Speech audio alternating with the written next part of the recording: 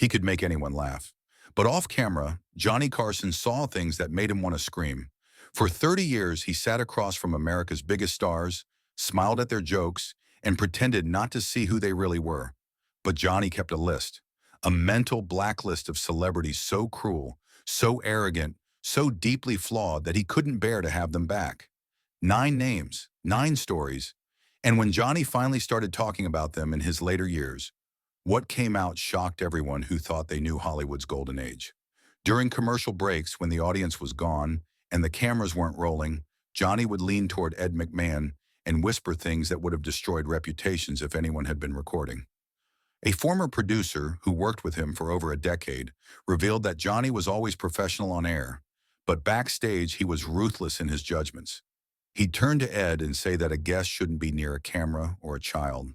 He described them as truly dark individuals, predators, abusers, manipulators protected by an industry that only cared about ratings and box office numbers.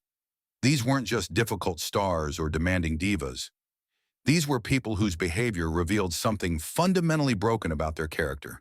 And the first name on that list was someone everyone loved, Frank Sinatra, Old Blue Eyes, the chairman of the board. To the world, he was charming, magnetic, untouchable. Whenever he appeared on The Tonight Show, audiences leaned in. But that friendship was a performance. Off camera, according to those who witnessed it, Carson deeply disliked Sinatra. Not for his talent, Johnny fully respected that, but for the way Sinatra treated people when the spotlight wasn't on him. If he didn't sing, he'd be a mob enforcer, Carson once confided to a friend, and sometimes I think he was both. Sinatra never came alone. He arrived surrounded by 6 to 8 men who looked like the kind of people you'd avoid in a dark alley. They fanned out around the studio, watching the staff, creating an atmosphere of intimidation. During one taping in the early 1970s, a floor manager made the mistake of giving Sinatra the standard 3-minute warning before his segment. According to multiple witnesses, Sinatra grabbed the man by his tie, yanked him close, and growled, "Nobody tells me when I've got 3 minutes. I'll go on when I'm ready." Johnny went pale. He almost canceled Sinatra's segment right then, but the producers reminded him about the ratings, and Johnny swallowed his disgust. From that moment on, whenever Frank Sinatra appeared, Johnny's smile wasn't admiration. It was pure professionalism masking a quiet, seething contempt. Sinatra was also notorious for canceling at the last minute. Sometimes he'd arrive at the studio only to decide he wasn't going on and simply walk out. The breaking point came during a commercial break when Sinatra made a crude remark about a female staff member's appearance. Breaking his usual calm, Johnny turned to him and said in a cold, measured tone, "We don't talk about my staff that way here."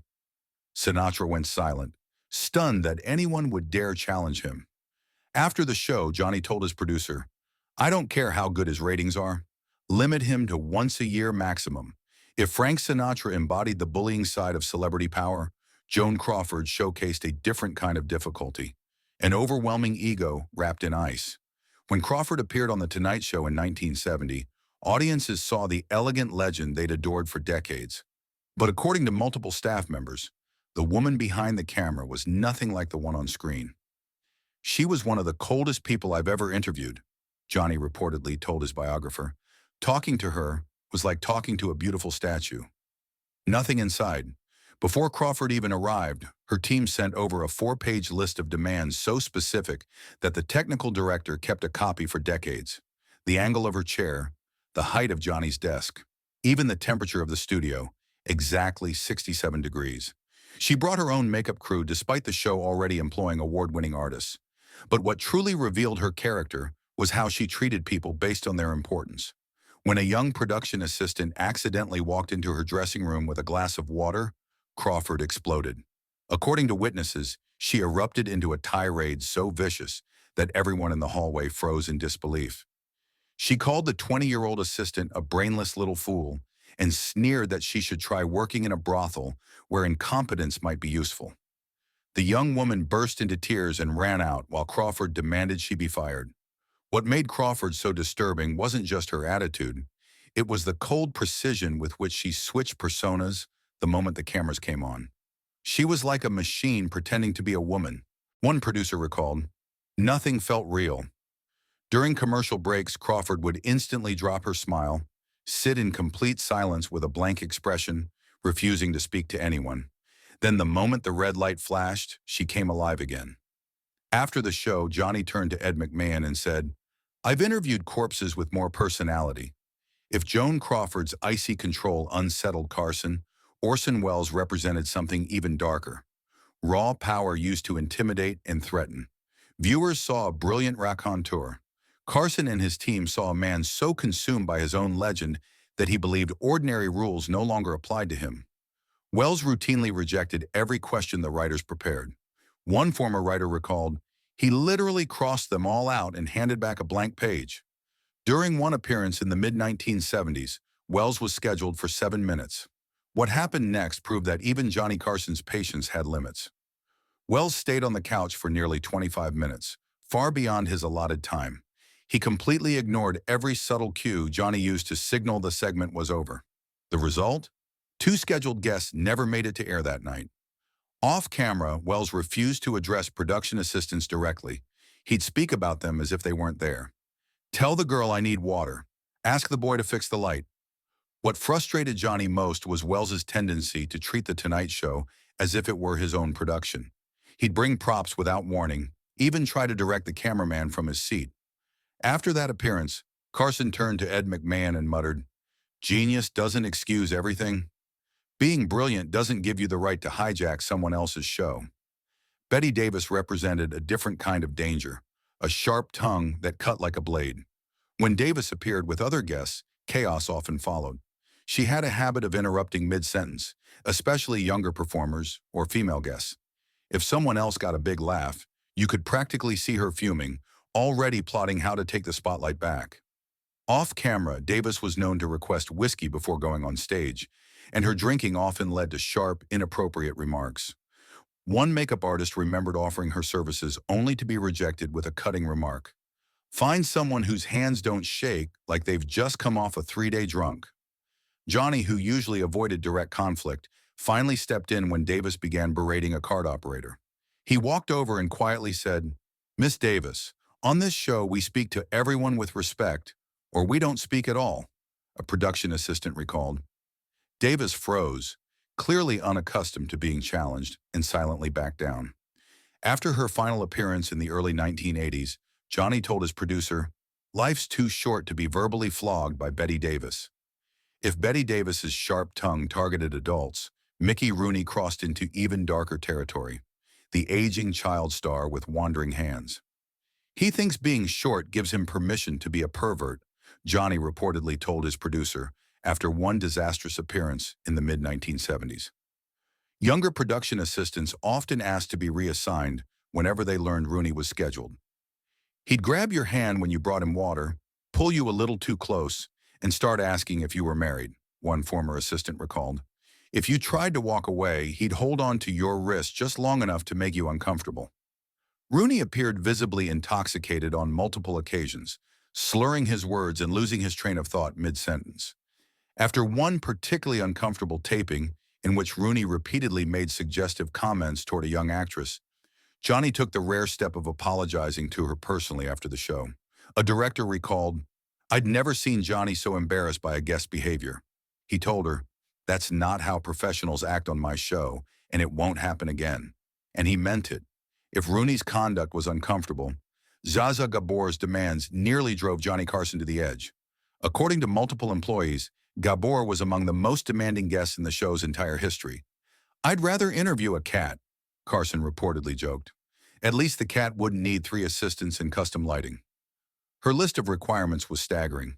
A temperature fixed precisely at 74 degrees, fresh orchids, never carnations, a bottle of Perrier water with exactly 3 ice cubes, and her own personal lighting technician flown in at the show's expense. She also insisted that no female guests under 40 appear on the same episode. If even one detail was overlooked, Gabor refused to come out of her dressing room. One infamous incident became legendary among staff. Gabor arrived only to discover the makeup department didn't have her preferred brand of foundation. Witnesses said she erupted into a shouting match with the makeup artist, demanding someone be sent to Beverly Hills immediately. "Johnny actually had to step in," a former producer recalled. After one appearance in which Gabor arrived 40 minutes late, Carson turned to his executive producer and said, "Next time she wants to come on, tell her we've renamed it The Tonight Show starring Zaza Gabor, and I'll happily play her sidekick." Shelley Winters presented a different kind of unease, unpredictability bordering on volatility. "Shelley doesn't talk, she detonates," Johnny reportedly said. Instead of funny anecdotes, she often launched into impassioned political speeches or startling personal confessions that left Johnny struggling to keep the segment on track. "But with Shelley, it was like trying to steer a tornado," recalled a former director. "Once she started, all you could do was hang on." Her unpredictability extended beyond her words. She had a reputation for sudden physical outbursts. "We actually removed anything breakable from the set before she came on," one stage manager admitted. "If it could be thrown, it disappeared." Despite the tension, many of Carson's colleagues said Winters' volatility came not from cruelty, but from sincerity. She was passionate about her politics, her beliefs. After one particularly fiery appearance, Johnny turned to his producer and said, "I might not want to spend a weekend with her, but I'll give her this. She believes every word she says." Then came Jane Russell, the screen legend whose political views became increasingly troubling to Johnny. According to former staff, Carson became uncomfortable with Russell's outspoken opinions that crossed from perspective into intolerance. Multiple staff members recalled that Russell would make harsh, disparaging comments about LGBTQ individuals working on the show. During one taping, she refused to let a gay makeup artist do her touch-ups. Even more troubling was an incident involving actor Rock Hudson. Russell reportedly refused to appear on the same episode as him, making insulting remarks about his sexuality. Johnny, who counted several gay friends among his close circle, was deeply offended. The final straw came in 1973 during a commercial break when Russell made dismissive remarks about civil rights legislation. Overheard by crew members and relayed to Johnny, those statements sealed her fate. Jane Russell was quietly but permanently removed from the Tonight Show roster. For a host who rarely interfered in guest bookings, the decision spoke volumes. It was one of the few times Johnny Carson drew a hard personal line. Not over fame, not over ratings, but over principle. Finally, there was Jerry Lewis. To millions, Lewis was a comic genius and humanitarian who raised millions for charity through his telethons. Yet behind the scenes, according to multiple insiders, Lewis was one of the most demeaning and arrogant celebrities ever to appear on the program. "He's what happens when ego outruns talent," Johnny reportedly said. During one infamous taping, Lewis repeatedly interrupted both Johnny and the other guests, dominating the conversation and even reaching over to adjust Johnny's tie without permission, a gesture that visibly irritated the usually composed host. His behavior toward the staff was even worse. He refused to learn anyone's name, addressing them only by their job titles. Once he exploded at a camera operator for breathing too loudly during rehearsal. What disgusted Johnny most was the contrast between Lewis's public image as a champion for children and his private treatment of people who couldn't help his career. After Lewis's final appearance in the early 1980s, Johnny reportedly said simply, "Never again." Years later, Johnny summarized his feelings with rare bluntness. "In a town full of phonies, he stands out as truly hateful. And that takes some doing." Carson's private blacklist, Frank Sinatra, Joan Crawford, Orson Welles, Betty Davis, Mickey Rooney, Zaza Gabor, Shelley Winters, Jane Russell, and Jerry Lewis, offers a revealing look at Hollywood's golden age beneath its glamorous surface. For 30 years, every major celebrity passed through Johnny's studio, giving him a unique view of who was genuine and who merely played the part. He wasn't motivated by gossip or grudges. He simply couldn't tolerate cruelty, especially toward people with less power. As one longtime director explained, Johnny had a simple test. How did they treat the pages, the assistants, the camera guys? That told him everything. His unspoken blacklist reminds us that behind the smiles and bright lights were real people, some inspiring, others deeply flawed. And perhaps that's the greatest legacy of the man who made America laugh each night. He saw through the fiction to the truth underneath.